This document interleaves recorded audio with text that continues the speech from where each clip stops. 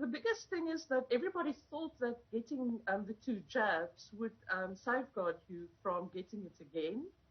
And it now seems that you can get the Omicron virus despite the fact that you've had 2 jabs.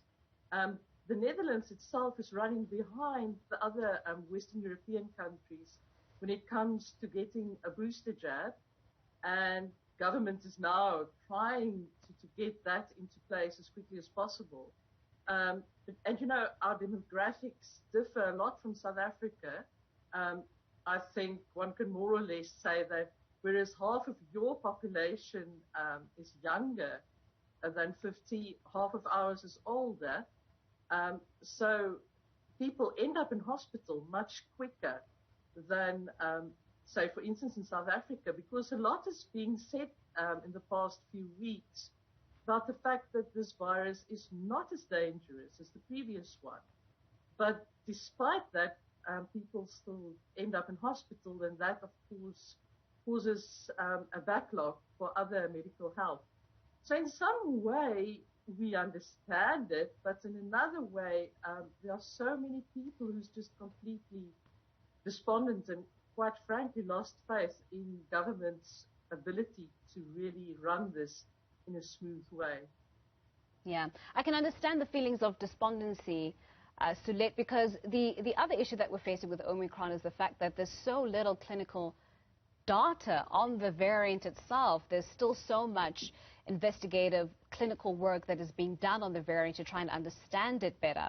But Prime Minister Mark Rutte has said that these new measures are really part of efforts at curbing the rise in infections, even though the Netherlands enjoys some of the highest vaccination rates in the world. It does seem that a lockdown of this severity was still necessary. Given the information that we have about Omicron, do you think the response from government is appropriate, is adequate in this case?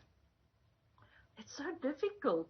I listened to a radio program yesterday where Hugo Tempelman, he's in Mpumalanga or in, I'm not sure where he's a doctor in South Africa. He's a Dutch guy. And they spoke to him yesterday about the South African perspective. And he was basically saying that no country in the world can keep on doing lockdowns. Sooner or later, we need to let this go and to basically let the virus take its own course. But, you know, I think there's also quite a lot of political game playing behind all of it. The government was recently formed on Friday, to be exact.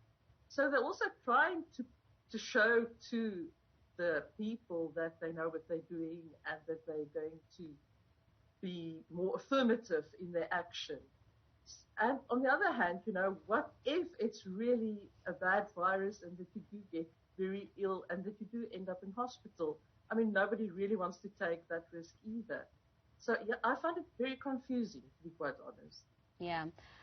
Let's shift the focus and maybe just look at positive aspects to this development in the Netherlands, right? We know that the overwhelming concern around Omicron variant has to do with questions around whether or not the current vaccines that we have circulating can still offer up the kind of protection or immunity against the virus that we've seen for variants such as Delta and even Beta before that.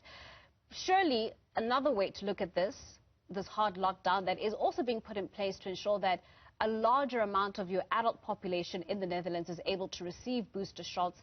That's a perspective that we can perhaps focus on to say that the government is trying to get as many booster shots out and available to residents in the Netherlands and firm up the immunity that you have against the variant.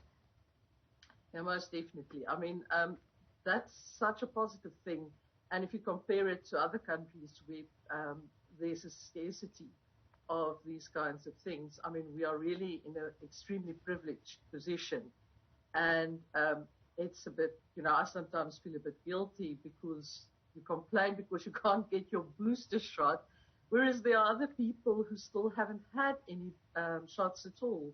So, yes, I think that, you know, as I'm saying, it's so difficult because we've had so many problems with the lockdowns and schools, for instance, where children not only academically but also emotionally got really far behind.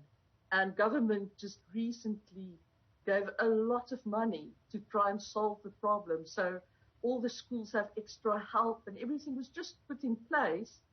And now, we're back to zero. So we're not quite sure we're going to a school meeting tomorrow to hear exactly what's going to happen. But it's, on the one hand, a safety net, but on the other hand, it's quite depressing. I can imagine.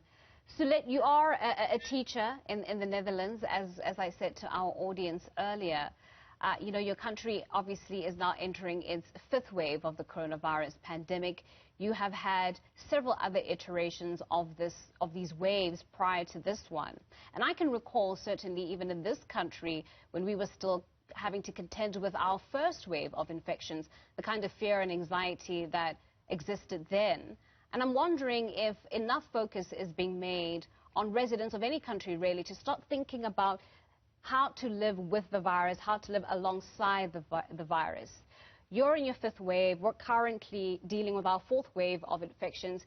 There's no one who can argue and say that the likelihood of a 5th, 6th, or 7th wave is not possible. Perhaps we should be having more conversations around how to start being able to live better with the virus, how teachers such as yourself, who have dedicated themselves to educating our young ones, can better educate children on how to live with the virus and get everybody up to speed with COVID-19. Because you still get individuals that are still poking questions around why we should be having this much conversation around COVID. Yes, you're absolutely right. And I think on the one hand, there's something as your health, but there's also a thing called your mental health.